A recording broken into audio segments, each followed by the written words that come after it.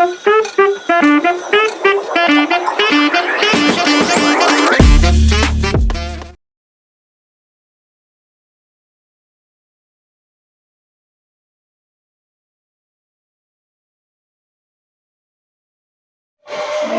Iman, gimana? Ini untuk observasi besok, Pak Iman rencananya mau bahas apa ini?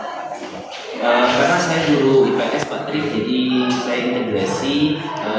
Besok kebetulan di IPS itu materinya tentang komunikasi masyarakat abad ke-21. Jadi materinya nanti ke dunia digital, globalisasi, jadi masih nyambung dengan saya integrasikan dengan pembelajaran KKA ini tentang etika dan risiko penggunaan. Untuk besok kira-kira Pak Iman Media yang saya gunakan seperti biasa ya, mungkin LCD, monitor, dan lain-lain. Kemudian mungkin juga HP siswa gitu ya. aktivitasnya kira-kira Besok tetap pembelajaran ya diskusi, kemudian pembelajaran antar kelompok. nggak sabar besok kita ketemu Oke, siap. Terima kasih. sama-sama.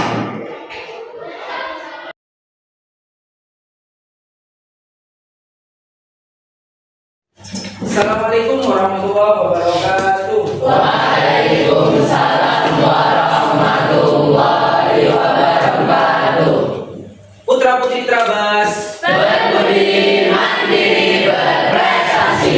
oke.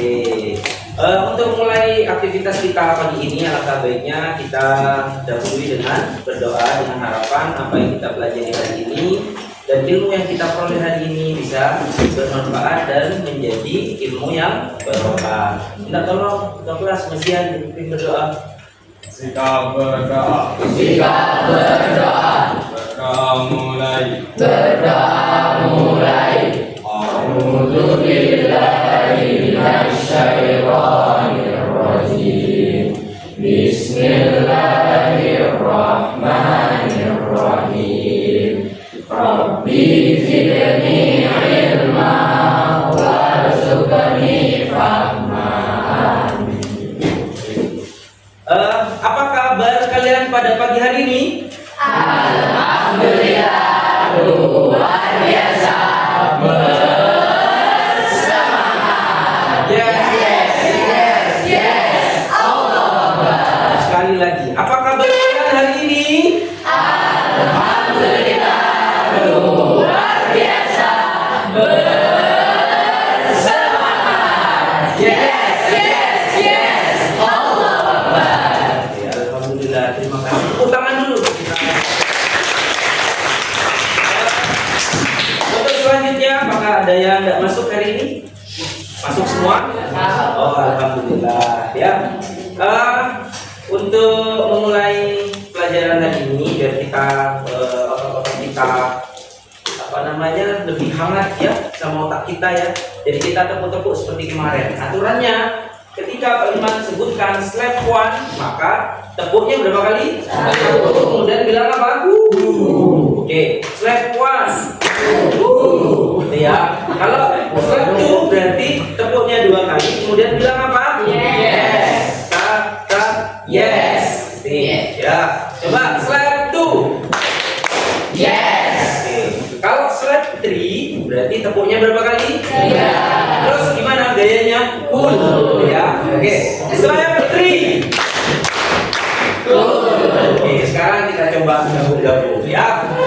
Slap 1 2.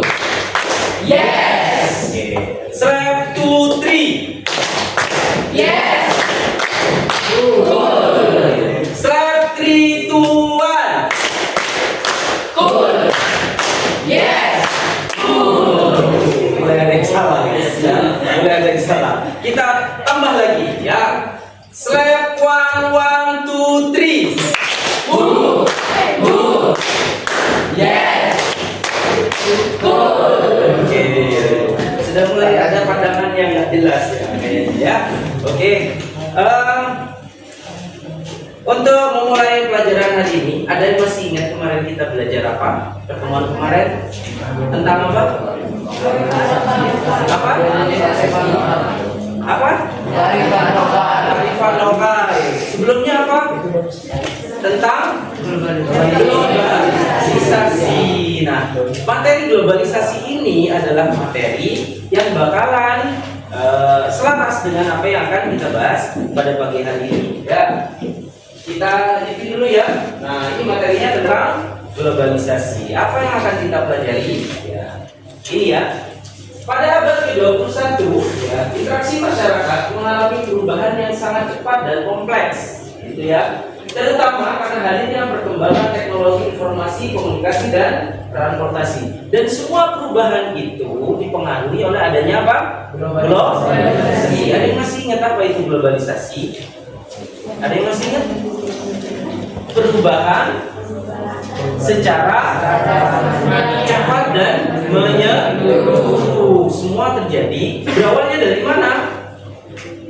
Dari mana berawalnya? Dari Eropa. Iya.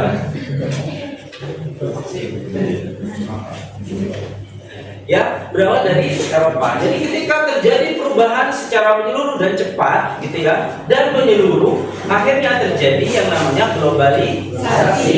Salah satunya ya adalah masyarakat abad ke-21. Ini kita lanjut dulu ya. Nah, ini materi kita hari ini, interaksi masyarakat abad ke-21. Kemudian adanya etika penyalahgunaan kecerdasan artifisial atau AI. Jadi materi ini, AI ini adalah materi pelatihan yang sebelumnya Pak Iman ikuti. Ya, jadi kita integrasikan, gitu ya. Nah, kebetulan masih selaras materinya, masih sama, gitu ya. Kita lanjutkan. Nah, tujuan pembelajaran kita hari ini apa? Yang pertama, ya, mempelajari materi tentang interaksi masyarakat abad ke-21. Kemudian yang kedua, konsep dasar etika dan resiko penggunaan kecerdasan artifisial atau kecerdasan artifisial AI. Nanti kita bahas ya. Merefleksikan pentingnya tanggung jawab etis dalam berinteraksi di dunia digital. Kita lanjut ya. Nah, coba kalian jawab. Apakah kalian pernah mengalami situasi seperti di bawah ini? Lagi ngumpul sama teman-teman siap makan, tapi masih heboh dengan gadgetnya masing-masing. Kumpul sama keluarga, itu anjing-anjingnya mainnya. Ya, karena ini sudah masuk di abad 21, jadi mau nggak maunya kan terjadi, gitu ya. Dan kita pernah nggak ngalami kalian mau kemana, HP kalian ketinggalan? Apa yang ada di pikiran kalian? Panik dong, nggak bisa ngapa-ngapain. Ada HP, tiba-tiba listrik padam. Ya, itu sudah berasa di zaman gua gitu ya. Kemudian yang selanjutnya, ya, pernah nggak pakai seperti ini? Pernah nggak? Biasanya jangan-jangan pakai filter biasanya ya. Itu pernah ya terjadi kayak gitu. Apa yang mau tiba-tiba jadi kurus gitu ya? Pernah nggak? Nah, kalau ini yang kita tulis sehari-hari pakai filter gitu ya. Kemudian kalau ini nih, mungkin nanti penerapannya menggunakan AI melalui web dan itu nanti kita bahas selanjutnya ya. Kemudian kita lanjut dulu.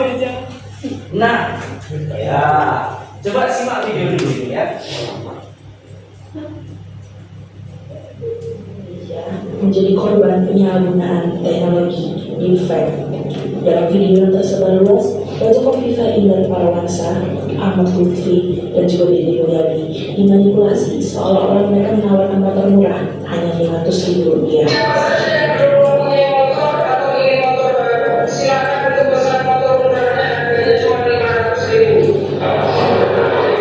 Masuk akal nggak motor 500.000? Kira-kira itu asli apa enggak? Ibu gubernur, Pak, tapi itu yang menawarkan ibu gubernur gitu ya. Percaya nggak kira-kira kalian? Lanjut dulu nih, yang terbaru lagi viral ya. Demokrasi ingusan, kenapa udah kerja? Aku disuruh papa aku cari uang, papa aku namanya Adit. ya. Ada lagi yang begini. Iya, dari kemarin. Sekarang bekerja. Aku butuh uang untuk hidup. Orang tuaku miskin. Ini beneran nggak? Bener. Ya. Gimana bisa dibuat seperti ini? AI. Menggunakan AI gimana caranya? Menggunakan prompt. Nanti kita bahas selanjutnya ya. Kita bahas dulu tentang interaksi masyarakat abad ke-21 ya. Apa yang dimaksud dengan masyarakat jaringan ya atau network society ya? Apakah kalian adalah pengguna internet dan sudah tidak asing dengan kata netizen? Ya. Kalian juga kan ya? Jika jawabannya ya, maka kalian adalah bagian aktif dari masyarakat jaringan. Jika tidak pun, kalian sesungguhnya juga termasuk ke dalam masyarakat jaringan. Mau nggak mau, karena keseharian kita selalu akan melibatkan yang namanya jaringan. Itu ya, paham? Paham. Kita lanjutkan dulu. Fase masyarakat jaringan ya atau network society muncul seiring dengan semakin berkembangnya teknologi informasi di dunia. Perkembangan teknologi informasi tadi dipengaruhi oleh apa? Adanya apa tadi? Globalisasi. Kita masuk lagi tuh materi globalisasi ya. Jadi materi ini selaras ya. Istilah masyarakat jaringan kata asalnya ada net sampan. Pertama kali disampaikan oleh Steve Drayton ya, seorang sosiologi Norwegia pada tahun 1981. Istilah tersebut merujuk pada sebuah tipe masyarakat yang ditopang oleh teknologi informasi dan komunikasi.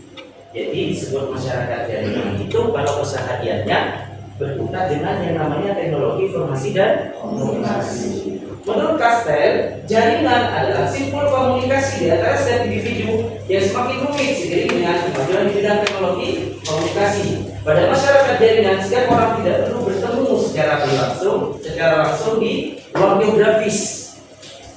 Jadi di dunia informasi, di dunia masyarakat digital ini, itu sudah tidak ada lagi batas ruang dan waktu. Kapan saja berhubungan dengan siapa, dalam kondisi apa, kecuali istrinya pada. Ya, benar saya.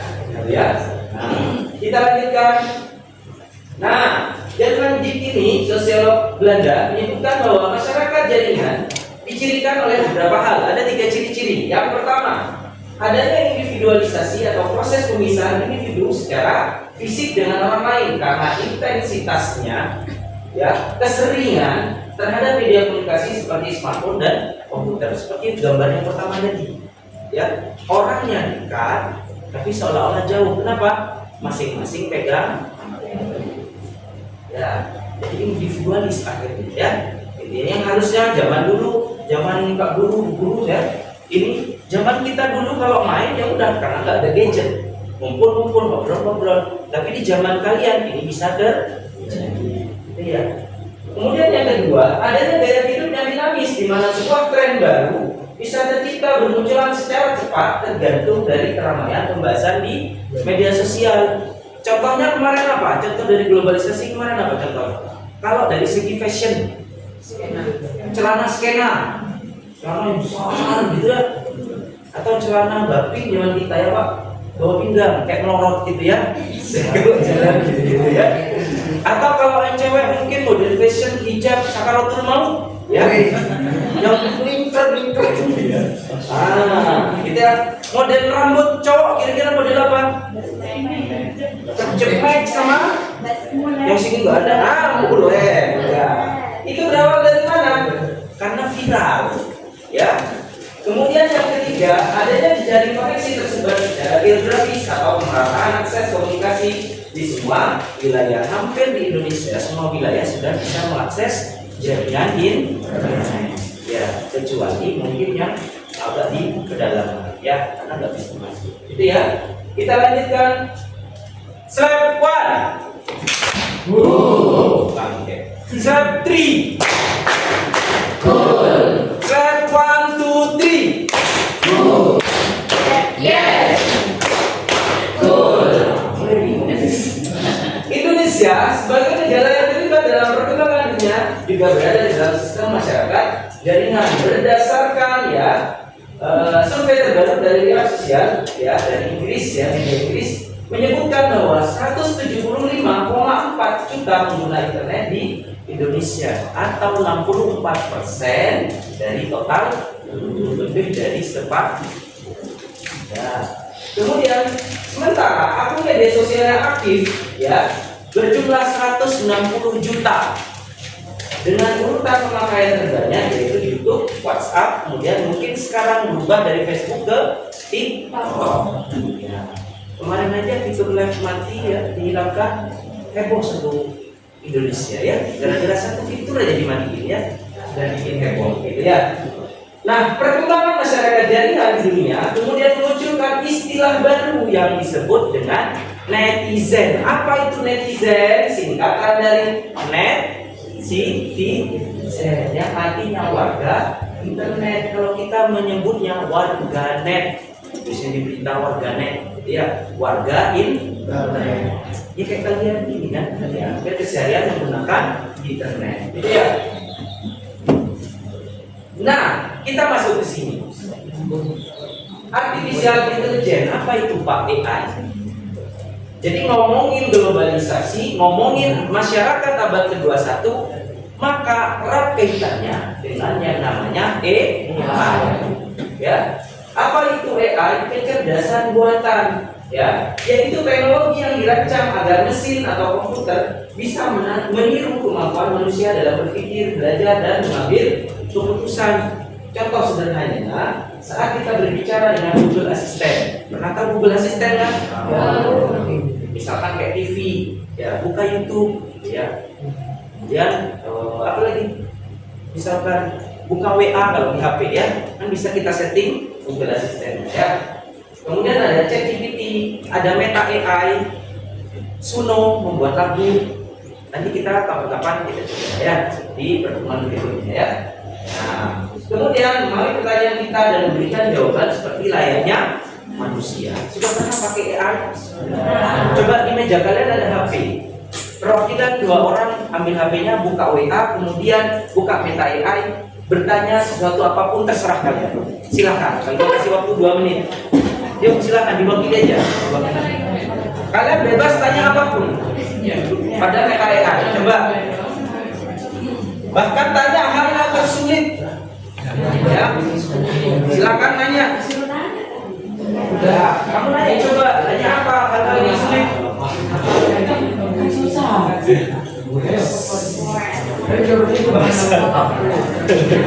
Ya silakan.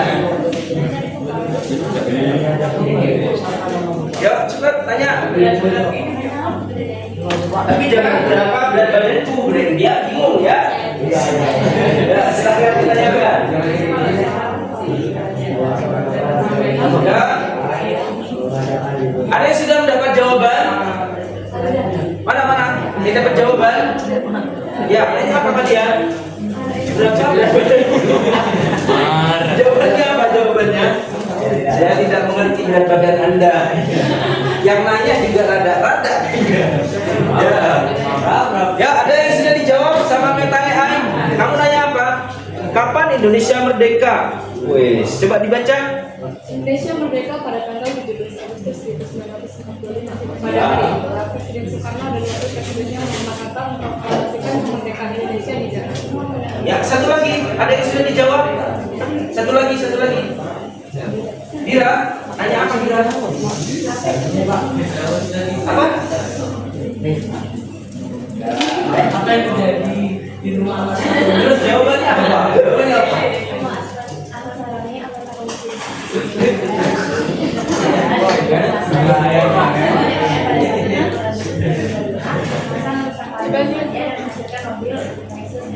Ya, cukup. Ya. Nah, AI kenapa bisa jawab itu sih? Kenapa sih kok bisa jawab gitu? Karena menyimpan informasi. Terus datanya dia dapat dari mana? Internet. Dari internet. Datanya dari mana kira-kira? Selain itu, ada yang namanya dataset. Ya, jadi semua informasi itu yang terkumpul kemudian diambillah sama AI. Mana informasi yang sesuai dengan yang kalian tanyakan? Ini contohnya ya. Jadi kalau kita contohkan seperti ini, misalkan, nah ini ya, kayak gini ya. Nah, coba Mas Pram pusing, coba. Ini Pak Imam punya dataset, perhatikan dulu ya. Di sini ada kucing, di sini ada tikus, di sini ada gajah. Coba Mas Pram pusing.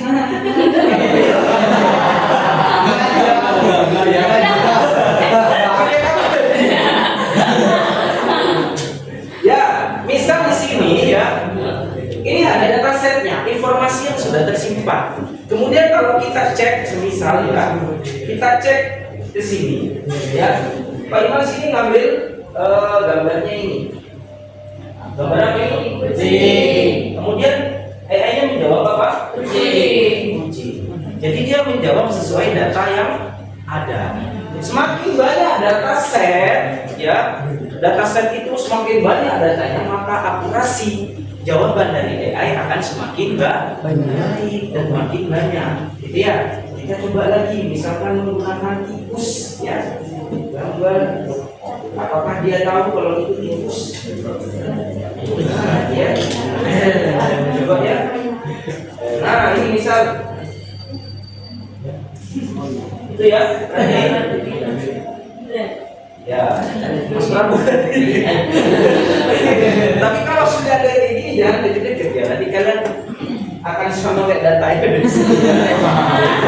Nah, itu membuktikan apa? Coba satukan juga kita. Coba berikan ke kameranya sih. Dekat. Ya. Mirip apa? Ini. Nah, mirip. Bener ini kucing. Bener nggak?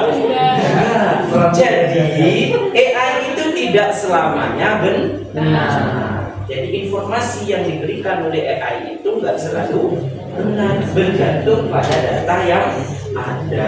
Itu ya, paham sampai sini? Paham. Oke, kita lanjutkan dulu.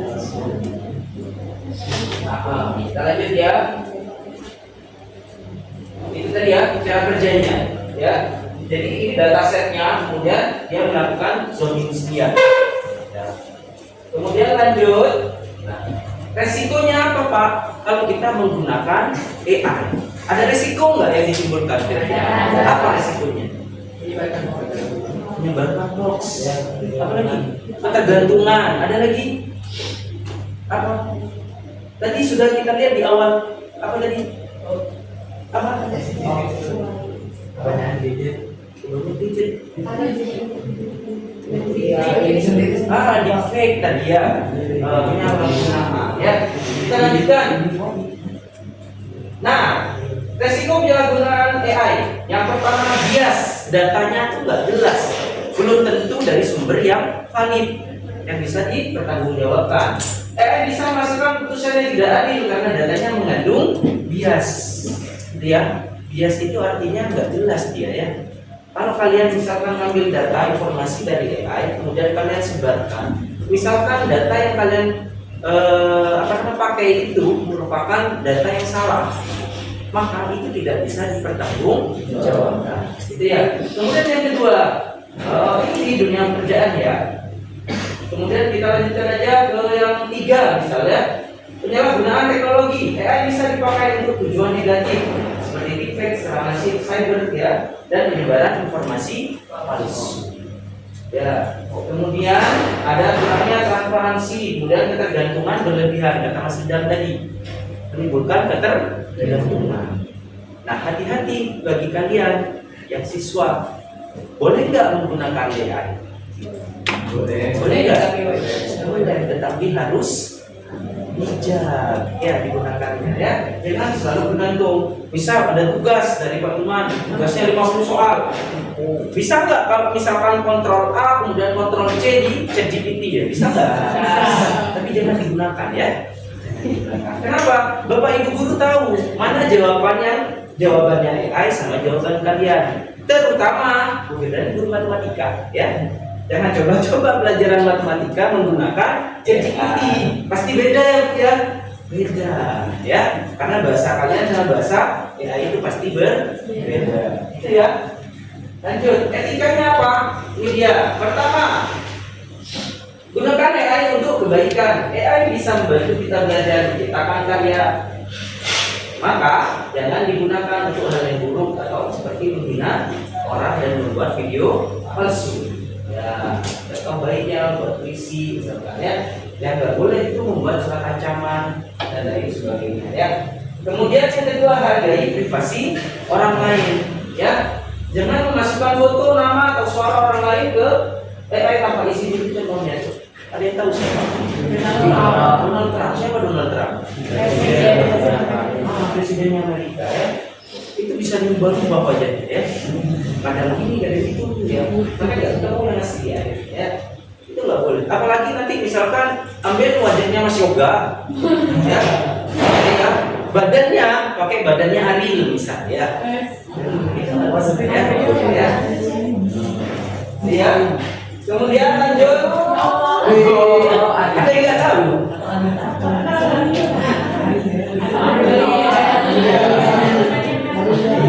Ya, lanjut. Satu informasi dari AI jangan langsung diambil. AI tidak selalu memberikan informasi secara benar. Oleh karenanya, sebaiknya validasi terlebih dahulu informasi yang kalian dapatkan. Cari dulu, ini valid nggak infonya. Ya, cari sumber yang kredibel misalkan. Ada website punya pemerintah misalkan ya. Ada website misalkan berita seperti e-news dan lain-lainnya ya, kan itu sudah kredibel ya, ada pertanggungjawaban. Jadi data yang kalian pakai bisa dipertanggungjawabkan. Nanti kalau ditanyain data ini dapat dari mana, dari misalkan kumparan.com, jadi ada rujukannya ya. Ya selalu nanti dapat dari mana ini datanya, dari AI gitu ya. Ya. Kemudian selanjutnya tidak bergantung sepenuhnya kepada AI. Ini bahaya kalau sudah bergantung. Semua tugas Pak bakalan lebih cenderung ngerjain tugasnya. Tapi resikonya apa? Kalian nggak punya skill. Mungkin pas tugas aman, pas ulangan bengong jadinya ya. Ini gimana kemarin ya gitu ya. AI-nya yang pinter. Semakin kalian nanya sesuatu kepada AI, maka AI-nya makin pinter. Karena dia akan semakin menggali informasi. Itu ya, paham ya? Paham sampai sini? Oke, kita lanjutkan. Nah, bagaimana menerapkan prinsip interaksi yang tepat di dunia digital, terutama pada masyarakat abad ke-21? Ya, itu kan ribet ya. Seorang konsultan pendidikan di bidang teknologi merumuskan 3 prinsip yang harus menjadi pilar atau fondasi bagi interaksi masyarakat di dunia digital. 3 hal tersebut adalah respect, kemudian apa? Kemudian yang terakhir, protect. Respect artinya yaitu menghargai. Jadi kita menggunakan media digital itu tolong tetap asas menghargai orang lain. Ya. Jadi berpegang pada prinsip saling menghargai. Tidak ada lagi yang misalkan menggunakan wajahnya orang lain, menggunakan datanya orang lain tanpa izin. Ya. Kemudian yang kedua, apa? Terdidik. Setiap orang yang menggunakan internet harus memiliki pemahaman yang baik terkait apa yang sedang dilakukan, dapat menggunakannya dengan tepat, termasuk etika tadi. Ya. Jadi kalian menggunakan AI juga harus tahu. Ya, batasannya sampai mana digunakan. Ya. Kemudian protect, yaitu perlindungan. Itu digital kita harus bisa saling jaga keamanan agar tidak terjebak dalam kejahatan virtual. Banyak kan contohnya, misalkan penipuan secara online, tiba-tiba ada asrama sedang mendapatkan mobil Pajero, ya. Tapi harus transfer dulu misalkan 10 juta. Ya, sekarang yang marak itu ya di masyarakat kita biasanya ada yang jual minyak murah. Ya, minyak murah harganya 10.000. Yang biasanya harganya 20.000 misalkan atau 25, dijual 10.000. Cara belinya gimana biar dapat diskon? Foto KTP sama foto orang ini. Kira-kira apa yang resikonya? Tidak untuk pinjam. Kita nggak tahu itu. Nah, masyarakat itulah yang harus kita berikan informasi. Misalkan kalian ada tetangga, ini ada yang jual minyak murah, jadi kalian kasih pemahaman itu. Itu ya.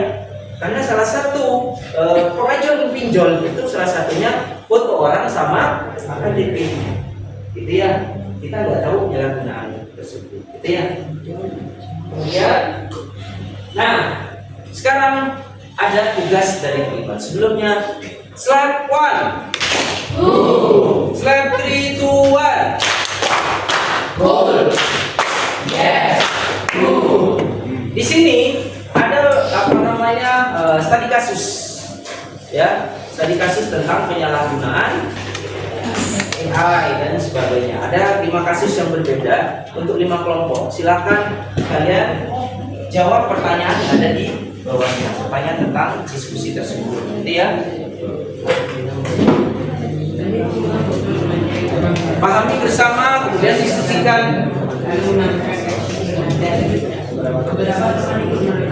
Kalian bisa pilih 2 yang mau dijawab ya. Pilih 2 aja bisa kalian jawab.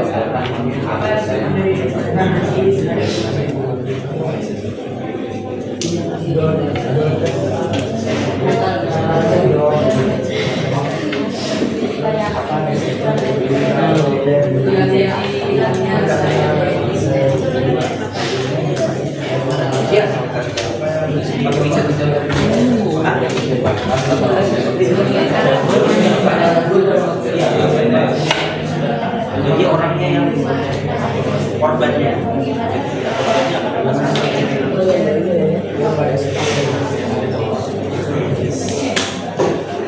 Dijawab di kertas saja ya, pakai kertas ini.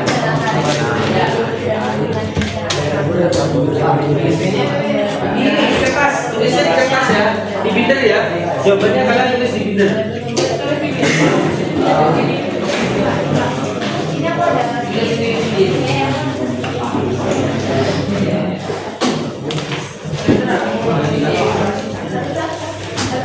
Cukup 1 aja, perwakilan kelompok kan diskusi.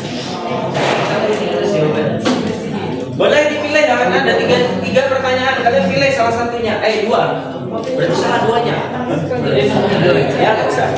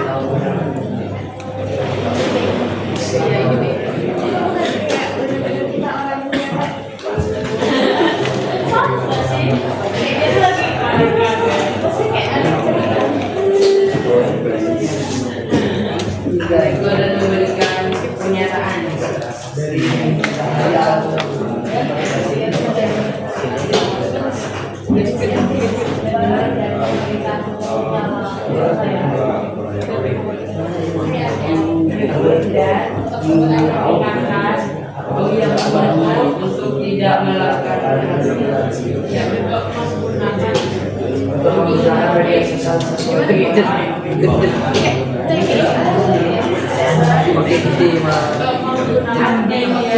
Yang tadi apa tadi? Yang pertama respect, kemudian jaket,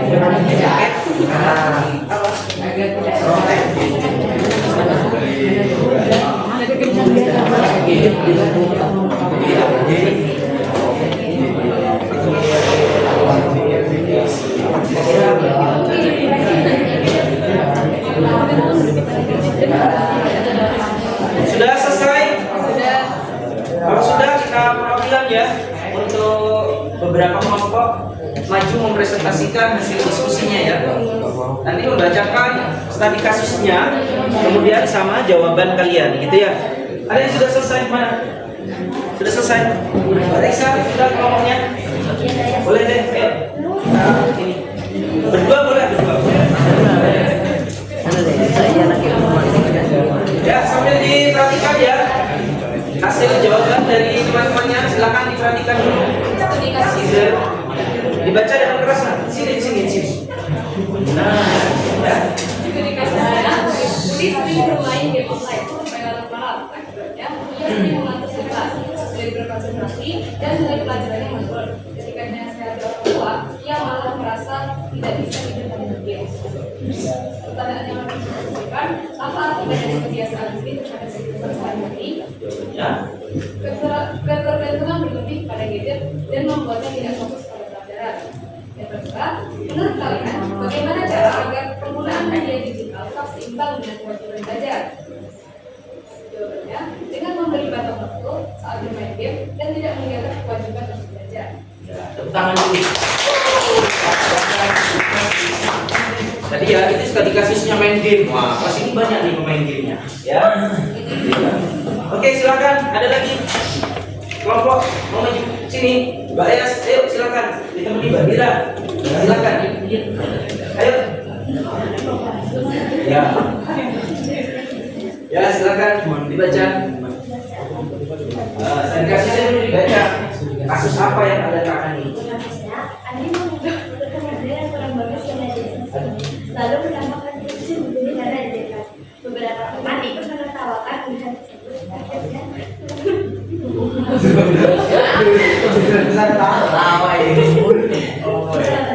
temannya merasa malu, tertekan dan tidak mau datang. Ini diambil lagi apa? Pertanyaannya, apa risiko dari tindakan ini? Apa ini? Saya sedikit. Apa risiko dari tindakan Andi terhadap temannya? Jawabannya, Andi membuat temannya kehilangan kepercayaannya. Pertanyaan kedua, apa yang bisa dilakukan jika kalian melihat kasus seperti ini di sekitar kalian? Jawabannya, menegur dan mengingatkan Andi untuk menggunakan media sosial dengan bijak. Ya. Tepuk tangan dulu. Terima kasih. Bila ketawa kamu merasa jadi pelaku. Oke, ada satu lagi. Mana kelompok sini? Ya, sini. Silakan. Farah sama Cikita. Ya. Ada merasa jadi korban dan pelaku. Ya. Jadi seolah-olah Anda menasihati diri sendiri. Ya, ayo silakan. Ya. Tadi kasusnya apa? Dari kasusnya, Rina membaca berita di media sosial tentang adanya penculikan anak di daerahnya. Tanpa mengecek kebenarannya, ia langsung membagikan informasi tersebut ke semua grup WhatsApp keluarganya. Beberapa jam kemudian, diketahui bahwa berita itu adalah hoax yang menimbulkan keresahan di masyarakat. Pertanyaannya, menurut kalian apa dampak dari kedua? Mengapa penting memverifikasi informasi sebelum membagikannya? Jawabannya, agar terhindar dari berita palsu dan tidak merugikan diri sendiri dan orang lain. Ya, Kedua, bagaimana seharusnya Rina bersikap ketika menerima informasi seperti itu? Mencari tahu keaslian atau kebenaran berita terlebih dahulu. ya, nih, tepuk tangan. Yuk sekalian ya. Siap sendiri ditemani. Ya, takutnya kalau sendirian jadi gemetar nanti ya. Tidak jelas lagi ngomong apa ya. Yuk. Silakan di sini. Ya, silakan siapa baca tadi kasusnya.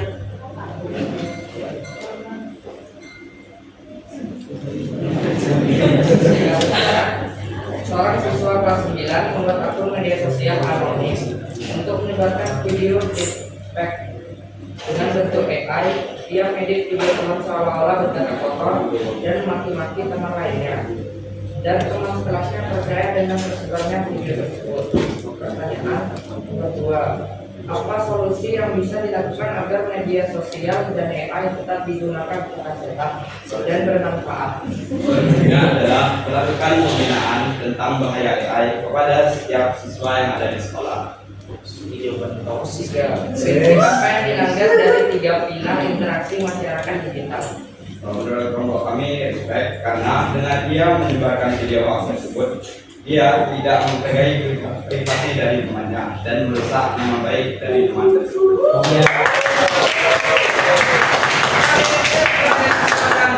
Bahkan sama siapa? Sama Izel. Yuk, silakan Mas Izel.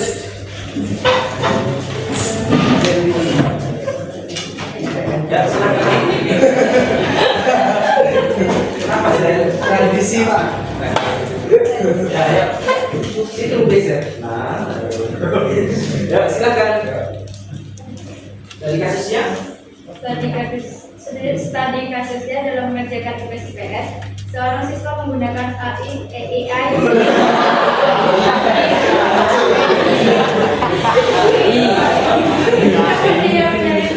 namun dia mencari hasil yang berat tanpa memahami isinya.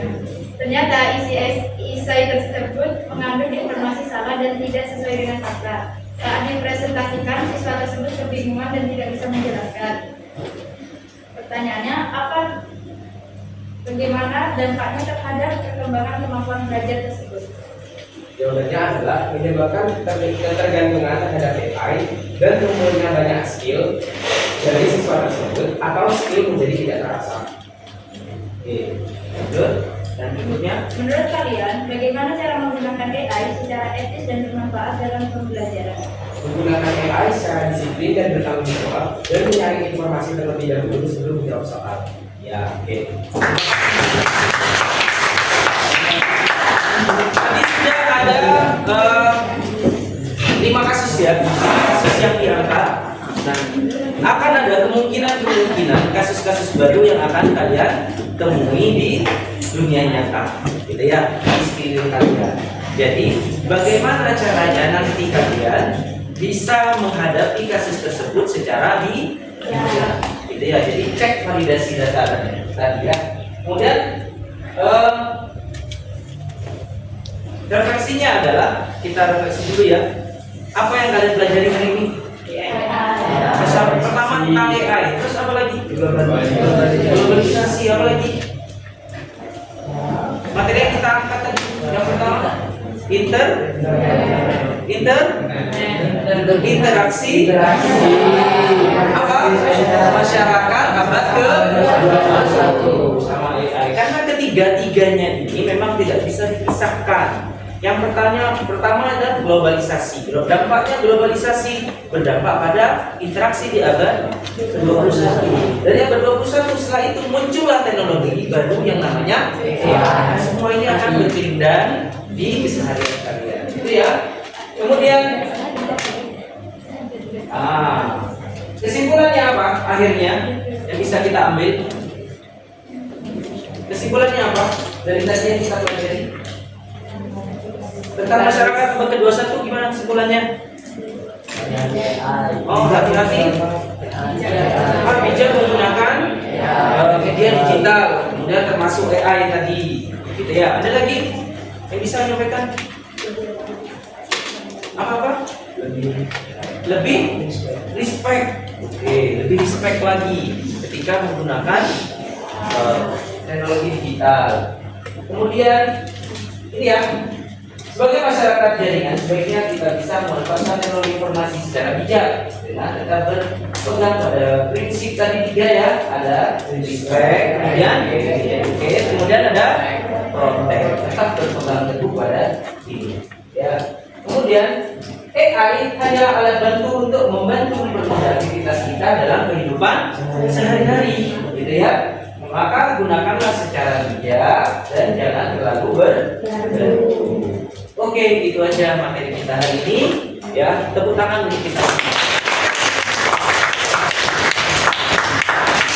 Oke, itu saja yang bisa Pak Iman sampaikan. ya. Tadi ada yang lupa ketinggalan ya. Perkenalkan namanya Bu Firda, ya, beliau guru matematika, guru di SMPN Taman Krocok, gitu ya. Nah, beliau Pak Tri. Nah, itu Pak Tri, guru SMP 6, guru olahraga, sekaligus wakil kesiswaan sama Bapak Iman ya. Jadi tugasnya buatnya, gitu ya. Gitu ya. Kebetulan sama wakil kesiswaan juga. Oh, kesiswaan juga. Jadi ketiga-tiganya wakil kesiswaan. Nah, ini sahabat Pak Iman ya, teman diskusi ketika waktu pelatihan, termasuk sampai saat ini itu pun tetap diskusi, terutama masalah-masalah yang berkaitan dengan dunia di cinta di lingkungan sekolah masing-masing. Itu ya. Pak Iman ucapkan terima kasih ya, semoga kita sehat-sehat selalu ya. Kemudian putra putri Trabas berprestasi. Ya, tepuk tangan lagi. Sampaikan kurang lebihnya mohon maaf. Sampai jumpa di pertemuan berikutnya. Wassalamualaikum warahmatullahi wabarakatuh. Waalaikumsalam warahmatullahi wabarakatuh. Gimana Pak Iman? Tadi sudah melaksanakan pembelajaran, merasakan dari yang ingin dicapai itu apa sudah? Alhamdulillah tadi beberapa poin kita sudah dicapai Pak Mungkin karena ada beberapa hal yang sedikit ini ya tidak kondusif ya. Jadi kan kita bisa Seperti betul sesuai dengan apa yang saya sampaikan, sama dengan apa yang saya amati juga. Aktivitas sifatnya luar biasa, sesuai dengan itu luar biasa. Selamat sih. terima kasih Pak.